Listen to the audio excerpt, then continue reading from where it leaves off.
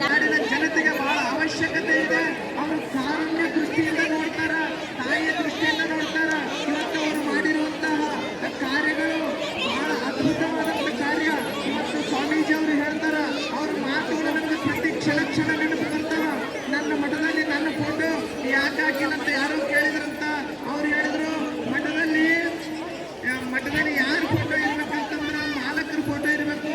ನನ್ನ ಗುರುಗಳ ಮಾಲಕರಿದ್ದಾಗ ಅವ್ರ ಫೋಟೋ ಅಷ್ಟೇ, ನನ್ನ ಫೋಟೋ ಬೇಡಂತ ಮಹಾತ್ಯಾಗಿ ಯಾರಾದ್ರಿದ್ರೆ ಅಭಿನವ ಗವಿಸಿದ್ದೇಶ್ವರ ಸ್ವಾಮಿಗಳು. ಇವತ್ತು ಬಹಳ ತ್ಯಾಗ ಭಾವದಿಂದ ಇಷ್ಟೆಲ್ಲ ವೈಭವ ನಡೀತಿದ್ರು.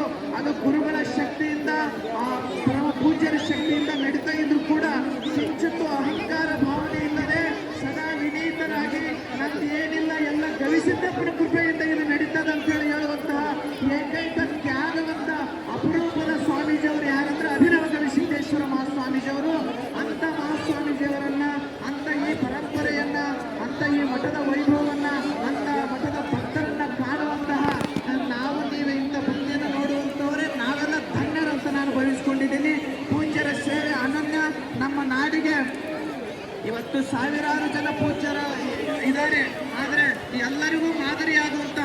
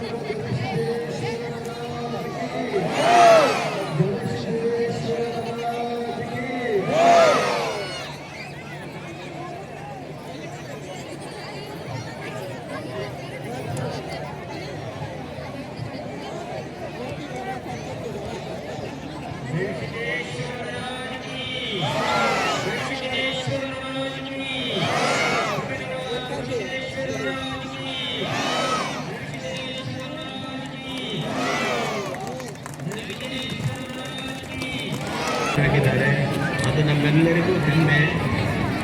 ಅವರು ಈ ಯಾತ್ರಾ ಮಹೋತ್ಸವದ ಉದ್ಘಾಟನೆ ಮಾಡಿ ಜಾತ್ರಾ ಮಹೋತ್ಸವದಲ್ಲಿ ನಮ್ಮೆಲ್ಲರ ಮಧ್ಯೆ ದಿವ್ಯ ಸಾನ್ನಿಧ್ಯವನ್ನು ಕಾಣಿಸಿರುವಂಥ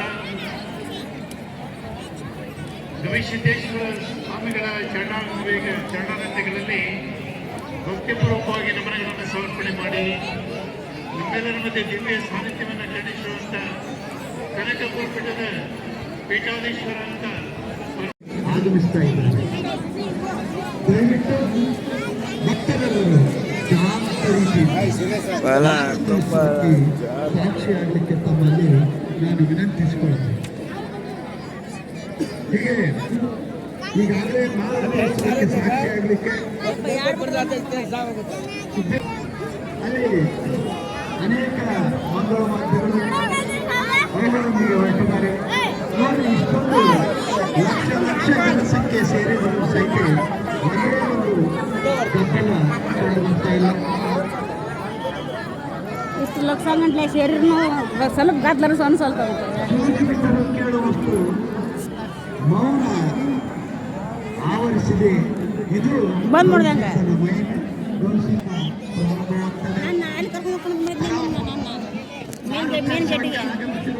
ಹೋಗಂಬಾ ಆಗಮಿಸ್ತಾ ಇದ್ದಾರೆ, ದಯಮಾಡಿಸ್ತಾ ಇದ್ದಾರೆ.